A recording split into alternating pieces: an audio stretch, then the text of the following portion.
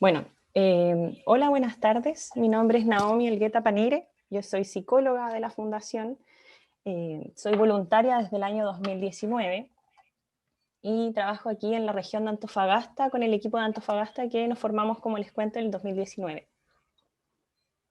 Tengo mala mi cámara, sin embargo, se supone que habilité la de mi celular, pero creo que no les muestra mi cara para poder saludarles. Así que lo lamento. Ah, sí estoy, ahí estoy, no sé si me ven, pero lo que pasa es que no salgo cuando estoy hablando, pero estoy aquí, miren. Si me buscan voy a salir por ahí. Les saludo y les doy la más cordial bienvenida a este módulo de estigma y discriminación que vamos a estar conversando en esta tarde de día jueves, ¿sí? Muchas gracias a todos por participar y quería dar las gracias también a los chiques de la Fundación y el grupo de voluntarios en Temuco por haberme considerado para esta presentación e invitarme, que también me siento muy feliz de estar participando en el ciclo, además, incluso, sobre todo en este día, que voy a estar también presentando, y después viene la representante de la Fundación Minerva, que he seguido su trabajo también y me parece muy, muy potente, así que bacán poder estar en la misma instancia con ellas. Bueno, como objetivo del módulo está el comprender el estigma y la discriminación y los efectos sobre las personas que estén viviendo con VIH y personas de la comunidad LGTBIQA+, ¿sí? Antes de comenzar, quisiera saber si me podrían comentar un poco por el chat de dónde son, de qué región vienen, para que podamos estar como conociendo un poco el grupo humano con el que voy a estar presentando esta tarde, ¿sí? ¿Me sale aquí el chat? Me sale el chat. No me sale el chat, así que si hay preguntas, por favor, me sale aquí en la pantalla del celular. Si hay preguntas, Víctor, por favor, queda atenta, ¿sí? Me parece No, también... estoy yo ahora, así que yo voy a estar haciendo las preguntas. Yo creo que vamos a dejar que presentes primero y luego de tu presentación comenzamos con las preguntas que vayan quedando, ¿ya? ¿Te parece? Ya, si quieren las dejan en el chat o las anotan, como quieran, ¿sí? Bueno, también me resulta importante, además de mencionar que soy psicóloga, el hecho de que soy una mujer bisexual, ¿sí? Encuentro que es importante posicionarme en este momento para la presentación. Sí, como dice Bri, pueden fijar mi cámara, la cámara si me quieren ver, pero está aquí el celular y acá la pantalla, entonces voy a estar así. Bueno, al momento de hablar de estigma y discriminación, me gustaría, antes de comenzar, saber cuáles son los conceptos o cuáles son la definición de los conceptos que vamos a ver, cuál es la que manejan actualmente, ¿sí? Partamos con estigma. ¿Qué es lo que podrían decirme que es un estigma, si tuvieran que resumirlo o explicárselo a alguien? Les leo, ¿sí? Recuerden usar el chat. Una marca social, dice Michelle. ¿Qué más? ¿Qué podríamos decir que es un estigma? Un estereotipo, ya, sí. Ambas palabras están muy cerca de la definición. Y cuando hablamos de discriminación, ¿a qué nos referiríamos? ¿Cuál sería quizás su diferencia con el estigma? Leo. Una exclusión. Ya, aquí me sale el chat. Sí. ¿Qué más? Me gustaría resaltar también que es muy importante la participación, ya no hay respuestas incorrectas. La idea es que dentro de este taller voy a estar haciendo un par de preguntas y que me den su opinión sin problemas, sin complicación de equivocarse, ni nada por el estilo. Estamos en un espacio seguro y de respeto mutuo, ¿sí? Javiera Medina nos comenta en que se aísla el grupo determinado por X condición. Exacto, también. Bueno, como bien dijeron, el estigma sería una exclusión, un estigma, una clasificación permanente generalmente que remarca lo negativo de una persona o grupo. Exacto, es negativo, ¿sí? No existe como un estigma positivo o que beneficie a las personas de forma positiva, ¿sí? Entonces tenemos como definición de estigma que sería el signo de desgracia o una especie de marca o vergüenza que se origina en la antigua práctica de marcar a alguien pensado como moralmente incorrecto o hacia aquellos que se comportan de alguna manera inadecuada, ¿sí? Entiéndase inadecuada obviamente dentro de lo que es la hegemonía y el patriarcado, por lo menos dentro de lo que es nuestro país y muchos países dentro del cono sur y el mundo, marginándolos del resto de la sociedad, es decir, existe una segregación. El estigma suele describirse como un proceso de devaluación, es decir, como que a la persona que se le estigmatiza se le estaría restando su valor como persona de cierta forma. Y cuando una persona es estigmatizada, esa persona es desacreditada, es decir, vista como una desgracia o percibida como alguien con menos valor a los ojos del resto. En este caso, por ejemplo, vamos a ver que el estigma afecta en distintas áreas de la vivencia de las personas y de su subjetividad. Luego tenemos como definición de discriminación, que involucra tratar a alguien de manera diferente, injusta o perjudicial de alguna manera, sobre la base de pertenecer a un determinado grupo social. La discriminación entonces se entiende como el resultado del proceso de estigmatización, es decir, una persona que es discriminada es porque existe un estigma detrás asociado a su comunidad o a su persona o a su diagnóstico, lo que sea. En otras palabras, la discriminación consiste en acciones u omisiones, es decir, invisibilizar, por ejemplo, a una persona, que son derivadas del estigma y están dirigidas hacia los individuos que están siendo estigmatizados, ¿sí? Esta cita es de una revista llamada Index, que es The People Living with AHB Stigma Index, que es una página, la pueden buscar en internet, en donde existen distintas estudios, entrevistas, gráficos, información en general sobre las personas viviendo con VIH y su vivencia sus vivencias subjetivas. Este material está principalmente en inglés, sin embargo también está la parte en español que reporta los resultados que tienen que ver con Latinoamérica.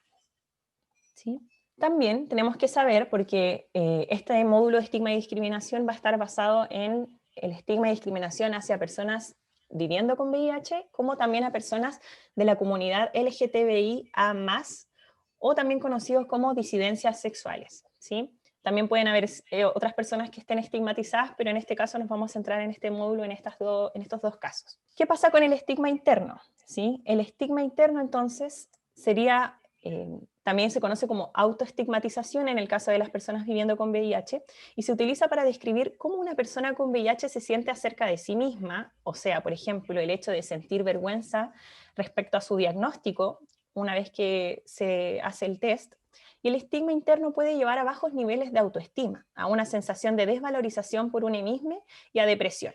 El estigma interno también puede resultar en una persona con VIH distanciándose de contactos sociales e íntimos, es decir, como aislarse de un contexto, ¿sí? Vamos a ver más adelante que eso también puede deberse a el no querer llegar al momento en donde tú tienes que comentarle a esa persona que tú conoces que tú vives con el virus. Eso, autoexcluyéndose de servicios y oportunidades por miedo a que su estado serológico sea revelado o a ser discriminado por este.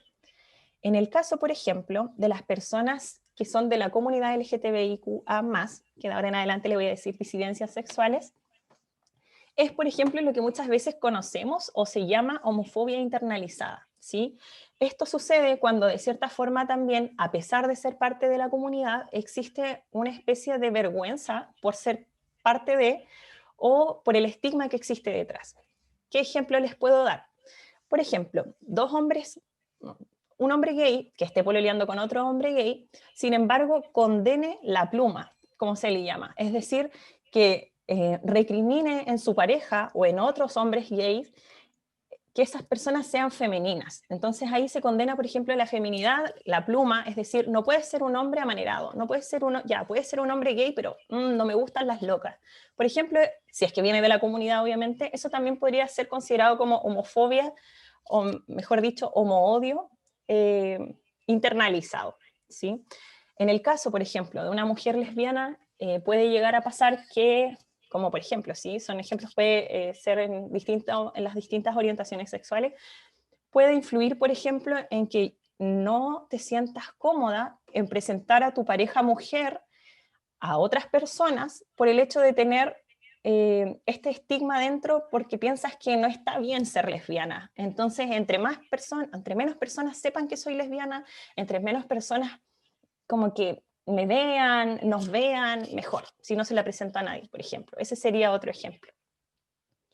O incluso hay mujeres lesbianas, he conocido casos también, que a, no sé, sus 40 años, por ejemplo, no se permiten estar en una relación lésbica por el hecho de que, aunque sientan una atracción sexual o una atracción romántica hacia otra mujer, no se lo van a permitir porque piensan en el fondo que es algo que no es natural. Es importante validar este sentir, ¿sí? no hay que sancionar o recriminar a estas personas por tener este estigma interno, sobre todo a las personas viviendo con VIH, porque en el momento de recibir un diagnóstico positivo respecto a su serología, obviamente lo van a enfrentar con sus herramientas que tengan en el momento que son diagnosticadas y de la mejor forma en que puedan. Entonces, obviamente, a medida se vaya adquiriendo información, se vayan educando en otras cosas, que vayan siendo parte del tratamiento, por ejemplo, pueden ir mejorando ese vivir subjetivo de la persona, ¿sí? Así que, como les digo, lo hacen de la mejor manera posible, también las personas de la comunidad, así que no hay que sancionarlo, ¿sí? Sí, importante cambiarlo y vamos a ver más adelante cuáles son los aportes que podemos hacer nosotros desde cualquier vereda en la que se encuentren. Entonces, ¿de dónde provienen el origen y la estigmatización del VIH y las personas seropositivas? ¿Sí? En este momento, en esta diapo, estamos hablando de las personas viviendo con VIH. Por ejemplo,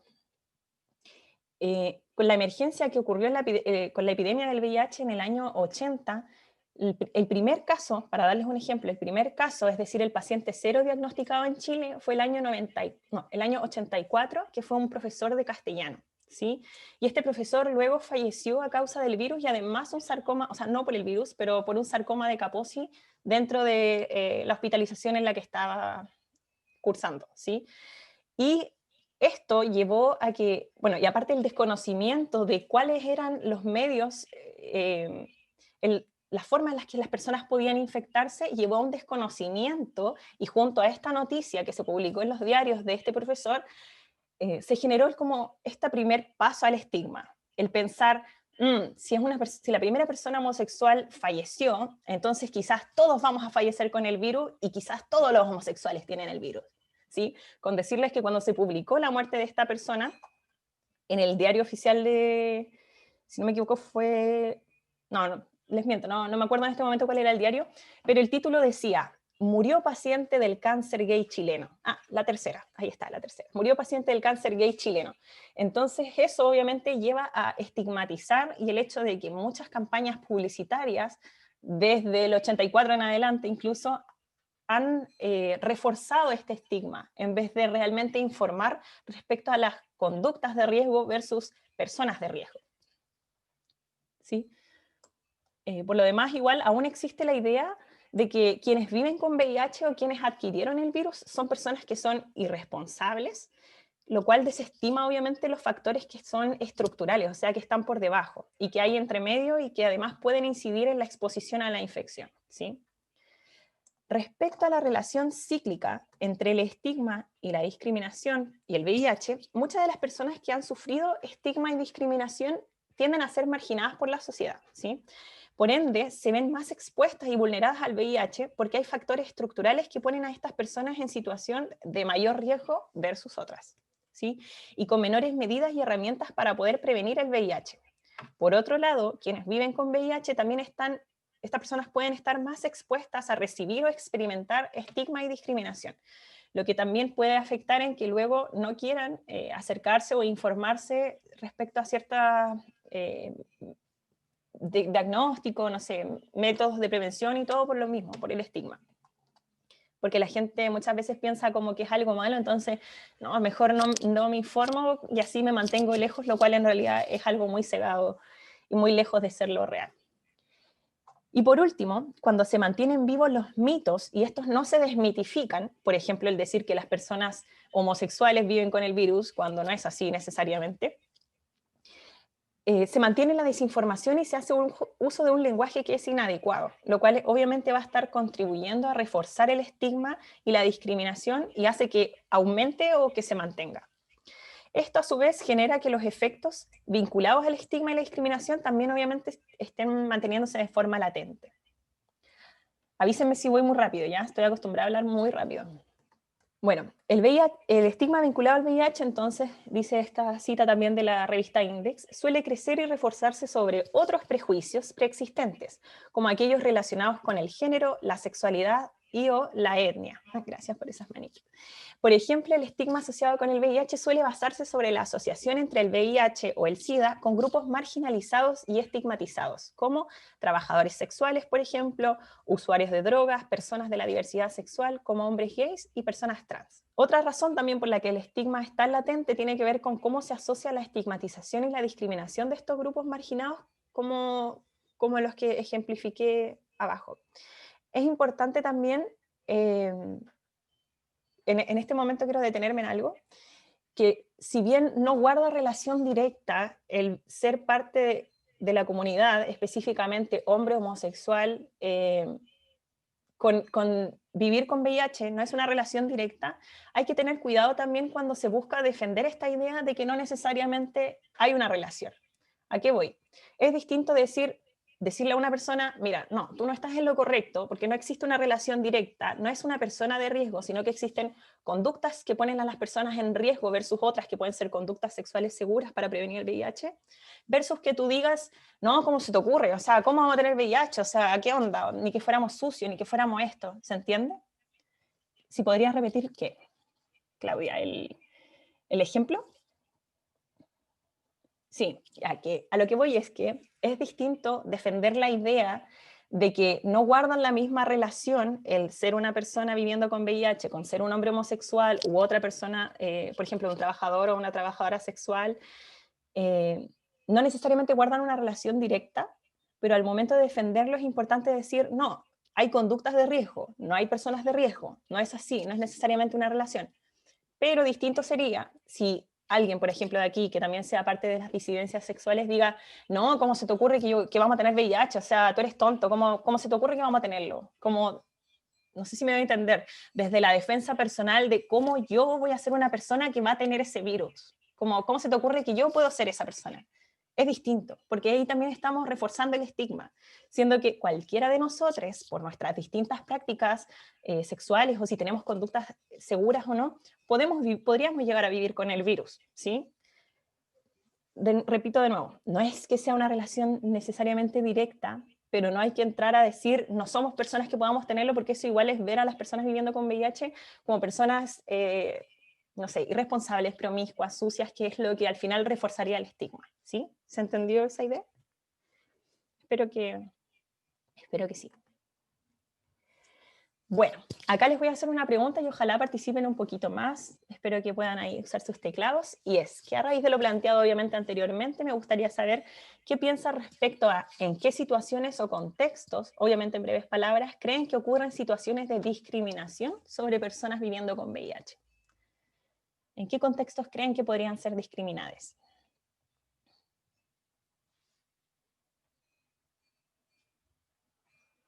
A ver, me voy a ir acá al chat.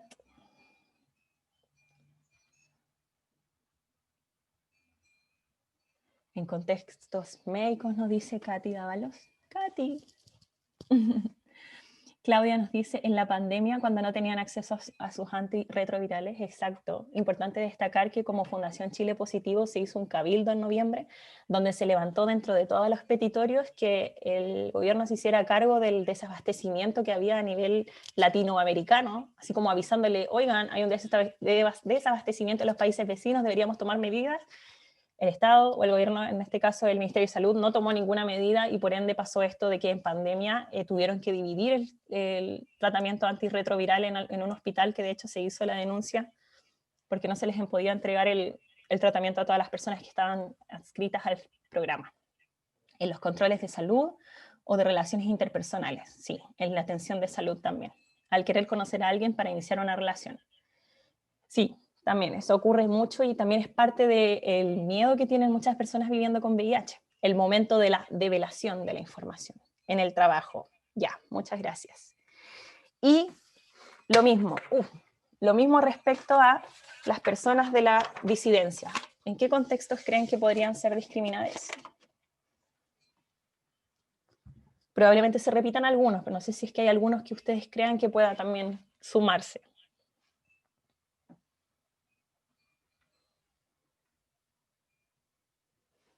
Igual en contexto laboral. Sí, La verdad es que contexto de familia cristiana, sí. E incluso familias que no son religiosas, ojo, hay familias que no necesariamente citan a Dios, pero citan a la biología, a la familia, a la idea, al cómo, pero después no me vas a poder dar nietos.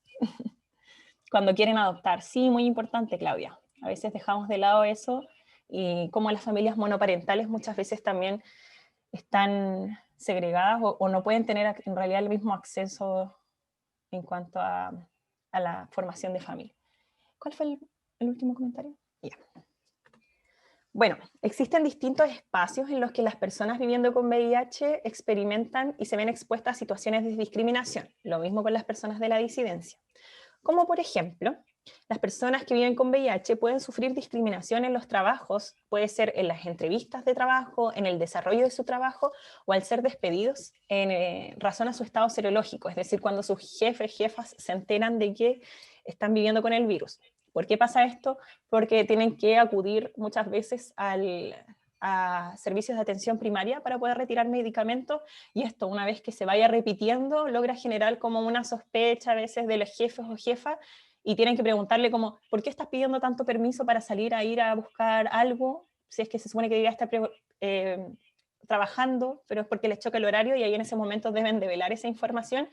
Y ha existido casos de personas que, claro, no les dicen te despido por tener VIH, pero es una cosa como bien trucha en donde al final citan esto de como problemas en la empresa, etc. Lo mismo con personas de la disidencia, ¿sí? A mí una vez, por ejemplo, me preguntaron en una entrevista de trabajo si tenía pololo, si me quería casar, si tenía hijos, si, no sé. Yo le dije que tenía polola y como que cesó la conversación, fue muy extraño. Obviamente después no me llamaron. Del mismo modo también muchas personas con VIH sufren discriminación en los servicios de salud y hospitales o se les han negado servicios, ¿sí? O quizás sí las han atendido, pero no les han brindado un buen servicio a razón de su estado serológico. Lo mismo con personas de la disidencia, ¿sí? En el momento, por ejemplo, de acudir a, no sé, por ejemplo, una mujer lesbiana acudir donde una ginecóloga pregunta por métodos de prevención en sexo entre vulvas, ¿sí? Tribadismo que se llama, y no hay un manejo de esta información por todas las ginecólogas o ginecólogos, lo que igual puede llevar a una mala experiencia, no puedo ver el chat, una mala experiencia al momento de visitar estos servicios. ¿Cuál sería la diferencia entre disidencia y diversidad sexual? Muy, muy buena pregunta.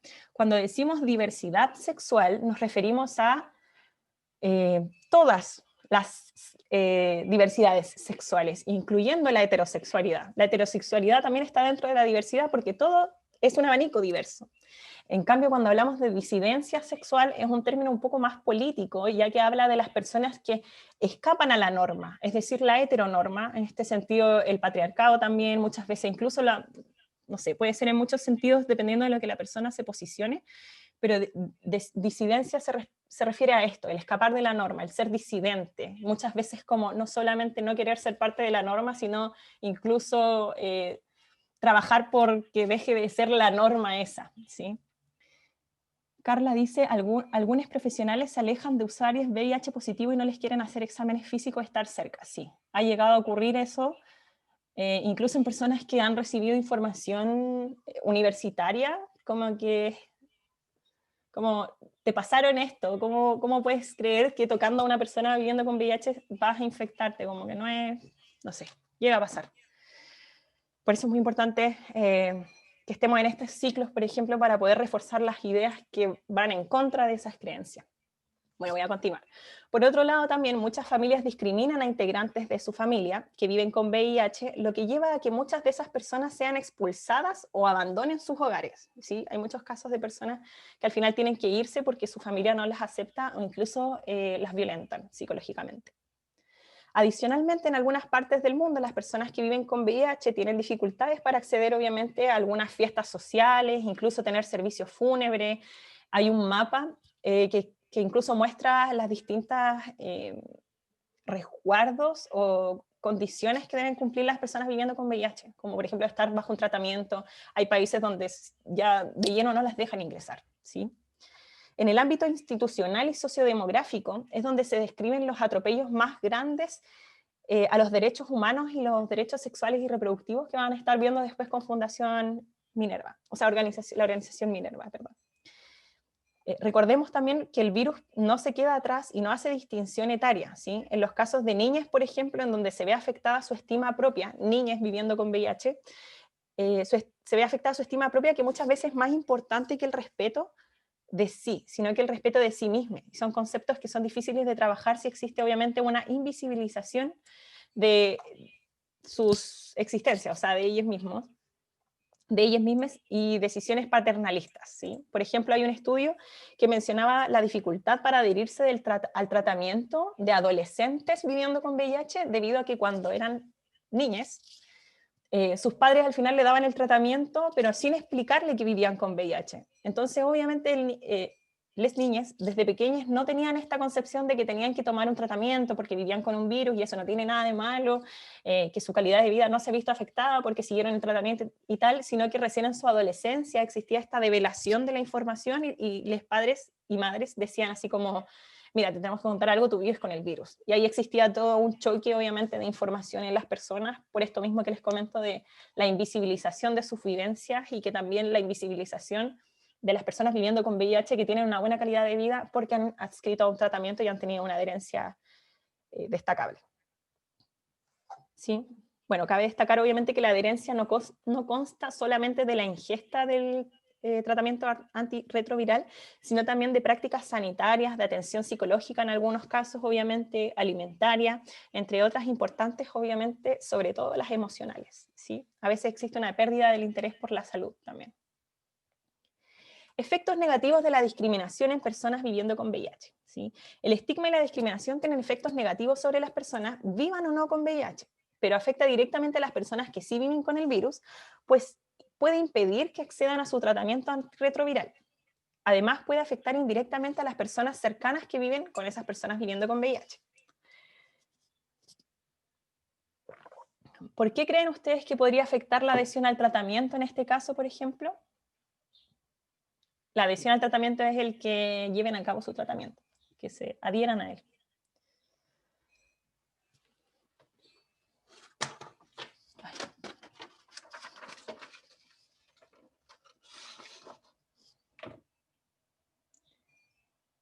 No sé si... La voy a continuar, chicas, porque por el tiempo me gustaría mucho que participen, pero estoy esperando, no leo nada en este momento. Bueno, afecta obviamente porque las personas les cuesta adherirse a algo que no les parece llamativo, sea el tratamiento, la información, o porque muchas veces piensan, ¿para qué voy a hacer esto si al final igual voy a morir? Que es cuando manejan muy poca información respecto al virus. La relación con el profesional de la salud, sí, muy bien, Camila. Que no reciba la información, y por vergüenza y porque pueden sentirse discriminadas por los profesionales, sí. También incluso pasa en los mismos centros donde van a obtener sus tratamientos, que les miren mal, y es como vas a esperar que la persona quiera volver a ese mismo centro. Además, el estigma y discriminación también tiene efectos negativos sobre la prevención y detección del VIH, porque dada la existencia del estigma asociado al VIH, y discriminación obviamente sobre las personas viviendo con VIH, muchas no desean asistir a realizarse un testeo porque temen sufrir la misma discriminación que experimentan las personas con VIH. O sea, temen ir a testearse porque tienen un estigma interno sin haber sido diagnosticadas con el virus que dice así como, no, mejor no voy a ir, es que ¿para qué voy a hacer? Pero al final eso es evitar la instancia en donde te dicen realmente si vives o no con el virus. Algo similar también ocurre en el caso de la PrEP, que es una medida de prevención del VIH, pues hay estudios que muestran cómo algunas personas decidieron no utilizar la profilaxis preexposición debido al estigma obviamente asociado a las personas que lo utilizan. Efectos negativos de la discriminación en personas de la comunidad o de la disidencia, está la discriminación dentro del trabajo y entornos vinculares se asocia con un incremento en el riesgo de presentar intentos de suicidio y trastornos mentales comunes como depresión.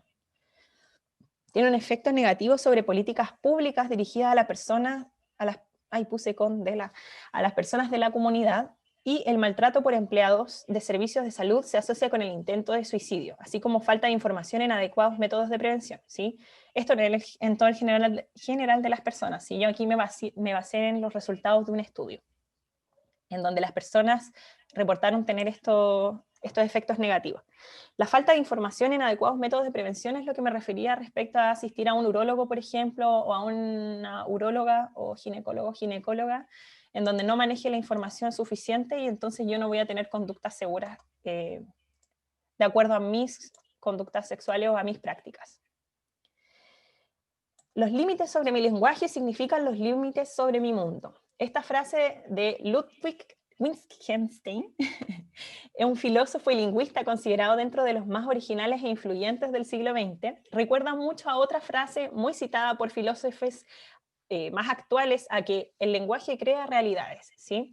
Esto puesto que sin la lengua no existe la identidad propia, no podríamos comunicarla. Y sea cual sea el lenguaje que hablemos, existen construcciones socioculturales alrededor de los símbolos, que en este caso serían las palabras, que manejamos. Así que pasemos entonces a ver cuáles palabras serían más adecuadas para construir una mejor realidad. Vamos primero con el lenguaje sin estigma. Recuerden que el lenguaje es una herramienta a través de la cual se puede reducir el estigma y la discriminación. Y para eso obviamente va a ser fundamental que logremos emplearlo de la mejor manera posible y que sea validado desde las mismas comunidades, ¿sí? Por ejemplo, es importante hablar de persona viviendo con VIH o persona con VIH, que es un término que ONU-SIDA hoy utiliza para hacer similitud con otras enfermedades crónicas, ¿sí? Y no hablar de portador,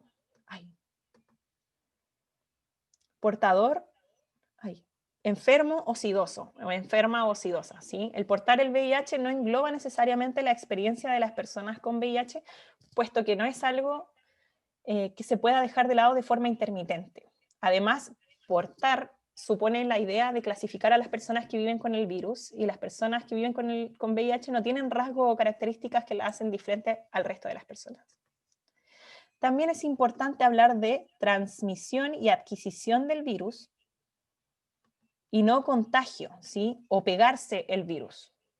Además de que la transmisión es técnicamente más correcto que el contagio, pues la transmisión supone obviamente que hay ciertos requisitos para poder adquirir el virus, ¿sí? No es algo que esté en el aire y que me transmití, ¿cierto? Si tienen que ver, en este caso la vía de transmisión sería una herida, la mucosa o fluidos que se transmitan. El contagio, por el otro lado entonces, supone que las personas puedan contagiarse mediante el tacto, las gotas de saliva o compartiendo bebestibles y comida, lo cual no es así. También es importante hablar de que no se vive con VIH, y no hablar de estar limpio o estar limpia, ¿sí? O sano, porque una persona viviendo con VIH, por más que viva con el virus, luego de mantener su tratamiento también puede llegar a estar sana, ¿sí? No es necesariamente, hay que quitarse esta idea de que las personas que viven con el virus son personas como casi en la última y muriendo ahí, y casi apenas caminando. No es así, no es así. Hay personas que siguen pensando que el VIH es algo que se puede ver en una persona, y no necesariamente va a ser así. Además, hablar de limpieza supone desvalorizar a las personas que viven con el virus en razón de su estado serológico, porque cuando las personas viven con VIH no están sucias, ¿sí? Ni tienen menos valor que otra persona.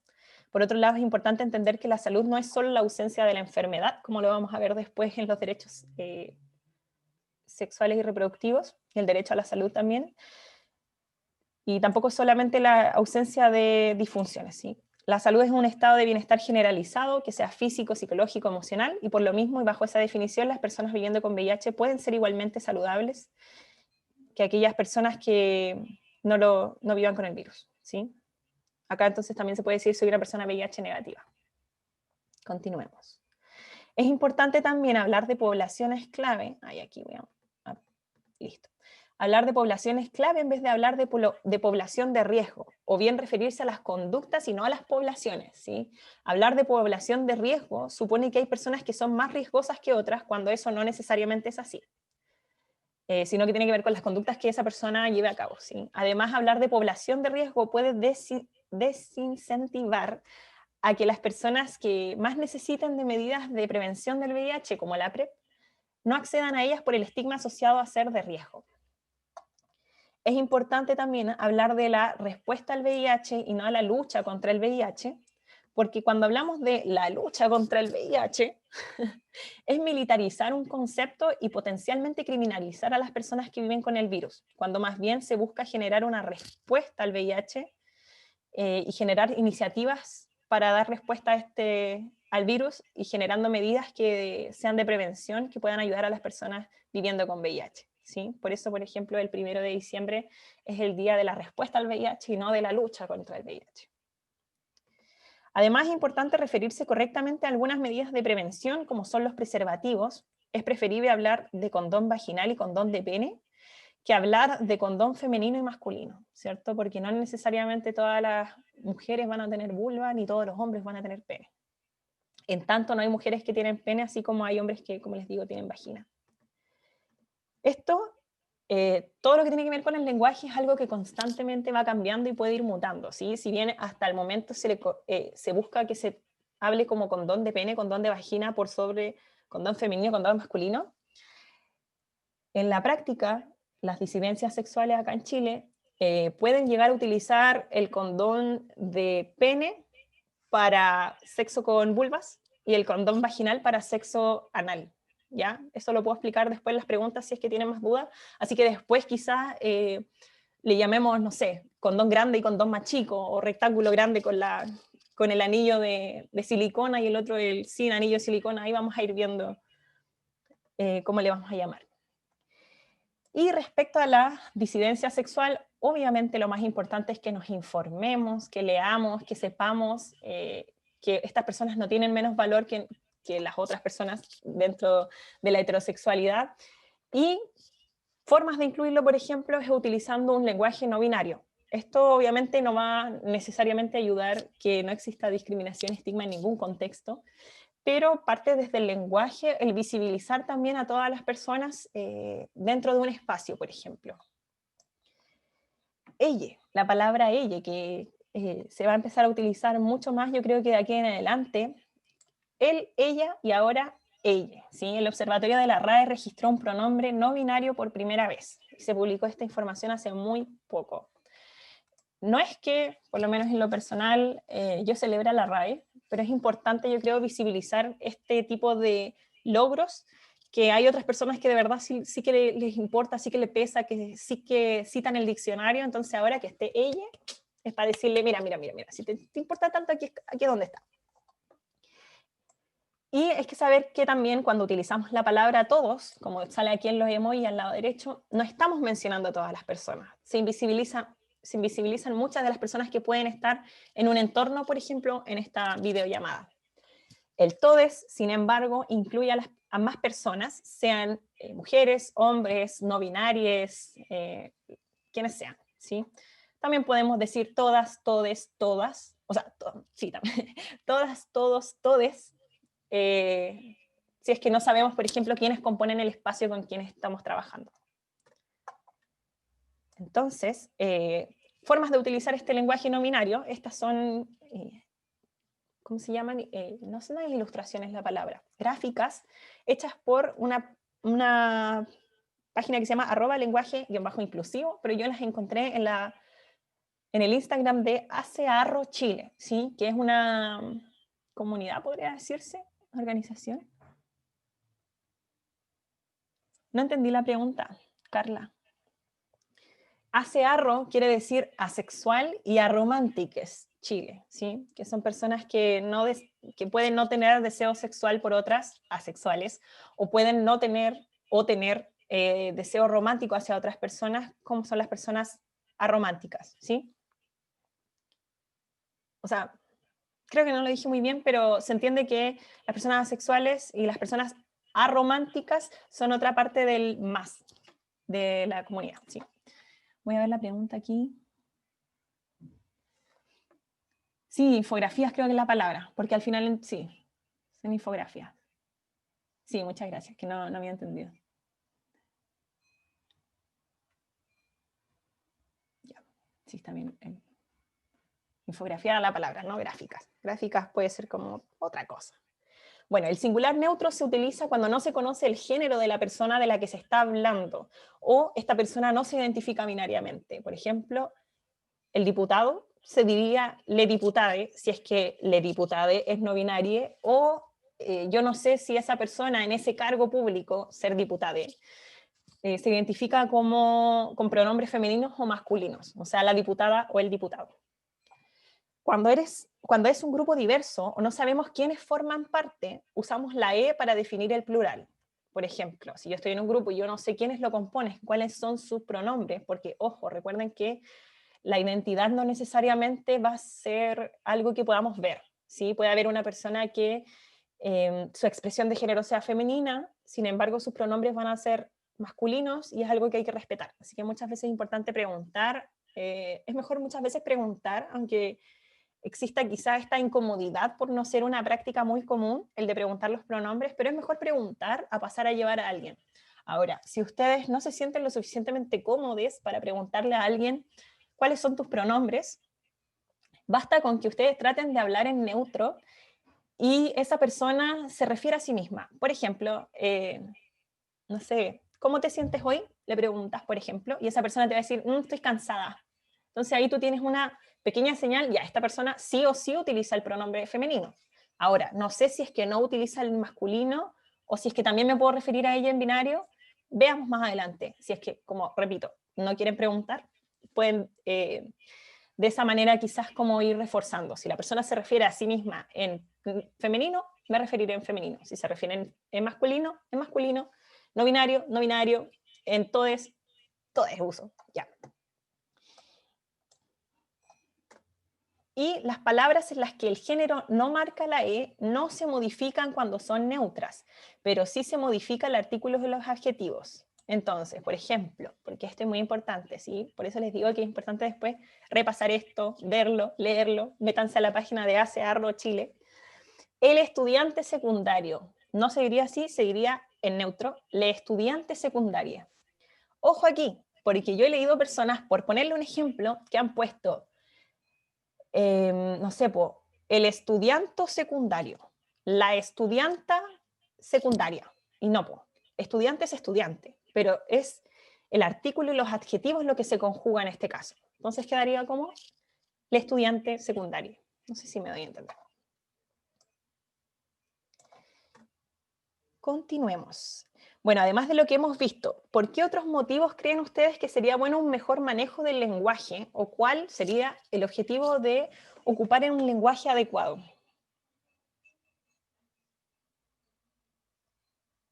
O no sé en realidad ustedes dónde se muevan, en qué círculos, qué es lo que hagan, pero ¿dónde creen ustedes que podríamos ver que el uso de estos términos correctos haría un cambio? Aunque sea micro, todo sirve. En la academia, sí.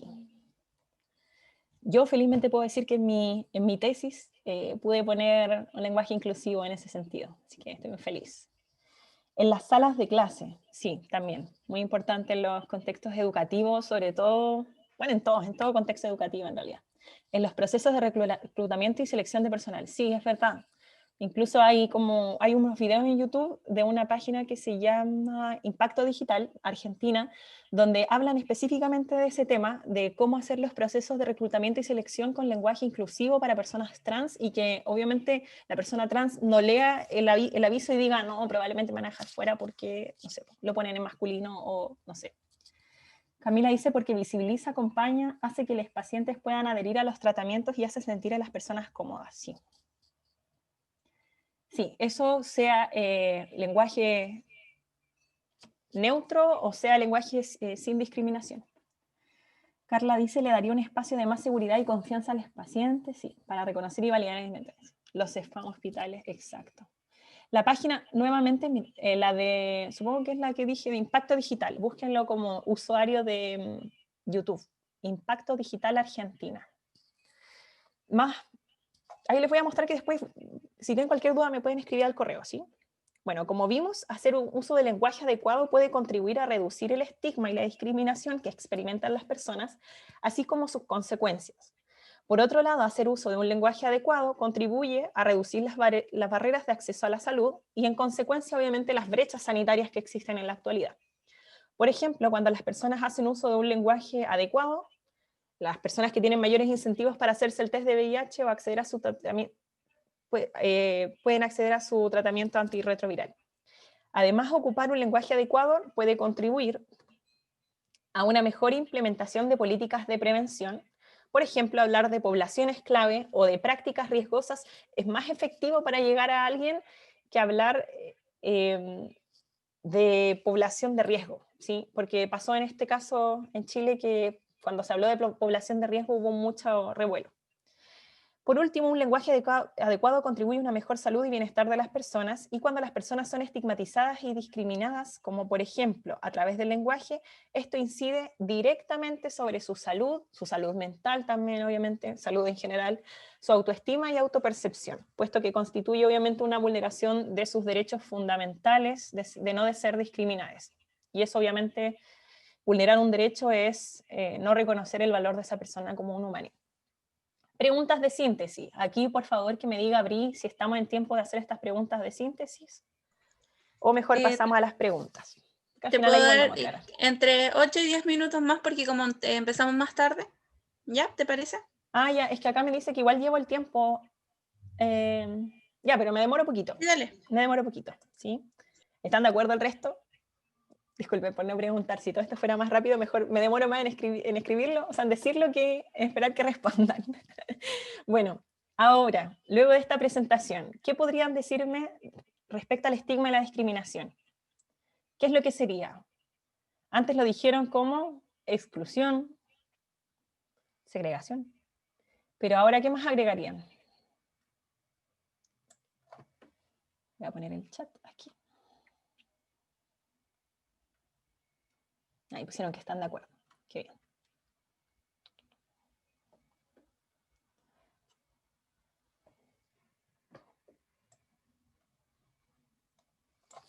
Voy a tomar agua mientras escriben, asumiendo que están escribiendo.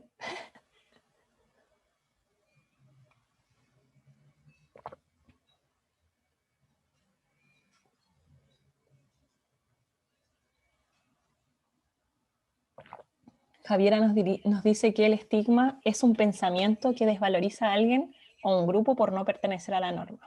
Exacto. O porque también se le atribuyen a veces características negativas, ¿sí? Puede, por ejemplo, una persona, en este caso, pertenecer a una norma. Ahora, estoy relacionando los términos de VIH y ser disidente. Una persona puede ser heterosexual y vivir con VIH y estaría dentro de la heteronorma, pero por vivir con VIH podría ser estigmatizada. E incluso podrían algunas personas pensar que es homosexual. ¿Por qué? Porque hay gente que relaciona esas cosas, como si fuera directo. La discriminación es la acción de ese estigma, exacto. Al final la discriminación se basa, o es necesario que exista un estigma para discriminar. Katy nos dice que es una percepción negativa sobre alguna característica de un otro, exacto. Luego, ¿cómo se expresa negativamente el estigma y la discriminación sobre las personas con VIH y las personas LGTBIQA+.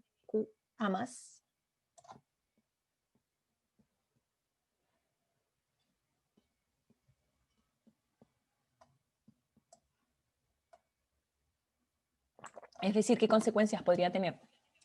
Camila nos dice, el estigma tiene que ver más con excluir desde lo moral, desde otras cosas, e incluso puede ser generado por uno mismo cuando se autoestigmatiza. Sí.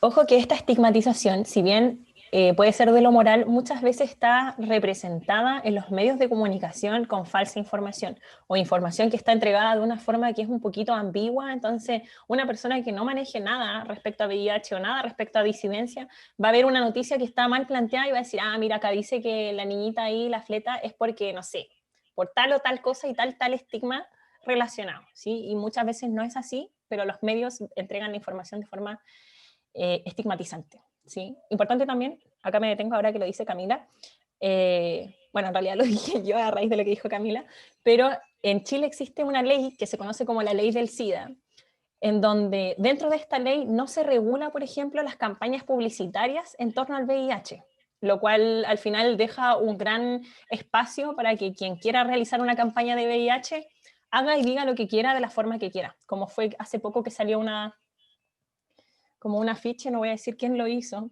supongo que lo vieron, pero que decía como, ¿cuál de estas personas vive con VIH? Y salían fotos, y era como, ¿cómo lo vas a saber si no es algo que se vea? Eso era completamente estigmatizante. Y de hecho salían como los títulos universitarios de las personas, y había una persona que decía, no sé, como artista, una cuestión así. Entonces era como, ¿qué es lo que quieren decir? Katy nos dice que en su salud mental, en adherencia al tratamiento, exacto, en abandonar el tratamiento, nos dice Javiera, y afecta de sobremanera la salud mental de la población LGTBI+, exacto. De verdad que es muy, muy, muy fuerte el impacto que puede tener la violencia, la discriminación, la segregación. Un solo comentario, chiques, puede ser que ustedes no sepan el estado serológico de una persona, no todas las personas diagnosticadas con VIH o no todas las personas disidentes van a andar por ahí diciendo esto, ¿sí? Entonces tengan cuidado también porque a veces un solo comentario desafortunado, como dicen algunas personas, puede herir una emocionalidad de una forma tan profunda, de verdad que hay casos que, por eso, de hecho, por lo mismo que yo educo en esto, porque de verdad hay que educar para salvar vidas. 3, ¿por qué es importante hacer uso de un lenguaje adecuado y sin estigma? Camila nos dice algo de la pregunta anterior, creo. Y siempre ponen poblaciones disidentes o trabajadoras sexuales cuando los hombres cis también pueden ser personas VIH positivo, por ejemplo. Sí, po, sí, po. Y bueno, el mismo hecho de que digan, no, si tú tienes muchas parejas sexuales, debes hacerte el test, que sí, o puede que tú como persona que tiene muchas relaciones sexuales tengas mejores conductas o conductas más seguras que una persona que tiene con una sola persona en una relación supuestamente monógama y que luego sea diagnosticada porque su pareja le fue infiel, por ejemplo. Puede llegar a pasar. ¿Ha pasado en la vida real? ¿Por qué es importante entonces hacer uso de un lenguaje adecuado y sin estigma? Para no, dice Diego, que para no excluir a nadie porque no sabemos cómo se identifican. Exacto. En resumen es eso. En resumen es eso. Bueno, eso, chiques. He terminado mi presentación. Están las referencias y también les dejo aquí mi correo. En el caso de que les haya quedado alguna duda, me pueden escribir o si quieren que les mande, no sé, si ustedes son disidentes y quieren redes de apoyo, páginas que seguir o si han sido diagnosticadas recientemente también me pueden contactar para buscar redes también, información, lo que ustedes quieran, ¿sí? Me escriben ahí, mi nombre es el mismo que sale ahí. Pasemos a las preguntas, Bri. Ya, nada, chiques, ustedes. ¿tienen alguna consulta que quieran hacer? Háganla ahora, si es que tienen alguna duda. Y les voy a pedir disculpas por los problemas técnicos que tuvimos al inicio. Las cosas de la virtualidad. Sí. Ya, parece que no hay más preguntas. Pero no, aquí vienen. Dice que les cuentes sobre espacios libres de discriminación y también te dicen muchas gracias, que fue una muy buena presentación. Muchas gracias, la preparé con mucho cariño y muy feliz de participar nuevamente. Muchas gracias, Temuco. Espacios libres de discriminación. Bueno, esos pueden ser, dependiendo, mira, por ejemplo, si eres una persona viviendo con VIH, puedes asistir a grupos de apoyo entre pares, donde lo que se busca es que las personas puedan compartir esta subjetividad de la vivencia del VIH, donde pueden asistir personas viviendo con VIH y también referentes de estas personas, por ejemplo, amigues, familiares, pareja, etc. Y obviamente dentro de esto sería como un espacio libre de discriminación porque se busca que las personas se sientan incluidas y obviamente quien facilita el espacio maneja información suficiente para poder entregarla, favoreciendo obviamente y trabajando en pro de una adherencia al tratamiento. Los otros espacios, por ejemplo, para la disidencia, pueden llegar a ser círculos de la disidencia, dependiendo de la región en la que esté, pueden haber, no sé, por ejemplo, acá en Antofagasta hay clubes de lectura, hay organizaciones que hacen tecito rebelde, que es cuando se juntan como a conversar, a problematizar, a problematizar principalmente. El mismo grupo de amigues, es importante que seleccionen gente que ustedes se sientan seguras, que puedan confiar, que quieran respetarles, ¿sí? Porque para que nos falten el respeto, ¿para qué? ¿Sí? Mejor buscar y hacerse de amigues o vínculos que pensemos que sean como seguros en el sentido de que nos cuiden. Ahora, esto es lo ideal, ¿sí? Porque incluso asistiendo a un espacio disidente o asistiendo, por ejemplo, no sé si a los grupos de pares, pero asistiendo como conversando con grupos de personas que vivan con VIH, igual pueden llegar a pasar situaciones de discriminación, por ejemplo, o segregación por esto del estigma interno, que por más que, por ejemplo, A y B vivan con VIH, B discrimine a A porque, no sé, tú también vives con VIH, pero tú, no sé, tú, no sé, cualquier cosa, ¿sí? Se piensan como espacios seguros, sin embargo, yo creo que siempre es importante estar atentos en todo nuestro espacio respecto a las pequeñas violencias que pueden ser como discriminación, segregación y que estén basados en estigma, ¿sí? Lo mismo que lo mismo que el feminismo, se pueden pensar espacios seguros, sin embargo siempre es importante estar atentas y atentes en realidad, porque todos los espacios pueden llegar a tener a una persona que violente. Now, una pregunta y la última para que vayamos ya terminando. Preguntan si hay un protocolo a seguir en caso de que se quiera reportar la discriminación en los centros de salud, por ejemplo. Sí, mira, no sé si es un protocolo y en este momento no tengo como en la boca donde se hace no me acuerdo en este momento cómo se llama la institución donde uno puede reportar. Pero Javiera, mándame un correo y yo te puedo enviar, y quien quiera me manda el correo. No sé si en algún momento puedo subir esta presentación, Bri. No sé si tienen acceso a alguna Sí, y carpeta. también lo estamos grabando para subir a algunas plataformas como YouTube, por ejemplo. Ya, en ese caso ahí después puedo entregar la información y lo ponen como pie de video quizás, porque para que no se queden sin esa info. Ya. Súper. Pero hay leyes que protegen, por si acaso, a las personas, sea discriminación por vivir con VIH, que ya es una discriminación, como también a las personas de las disidencias. Recuerden que también, por ejemplo, en caso de la población trans, existen circulares que les dicen a los centros de salud que deben tratar a las personas por su nombre social, aunque no hayan hecho el cambio en el registro civil. Eso, la superintendencia. Y dijo Michelle, sí, de todos modos siempre se puede asistir a la superintendencia de educación o de salud. Ahí, muchas gracias, Michelle. Y Betsabe nos dice en la VIRS o informaciones del centro de salud donde se está vulnerando o discriminando. Ahí, chiques, muchas gracias por responder al resto. Ya, Nao, te agradezco enormemente haber aceptado mi invitación y que estés hoy en día, hayas hecho esta presentación. Me encantó, esto súper muy claro. Y está todo genial. Te amamos, Nao. Y ustedes. Gracias.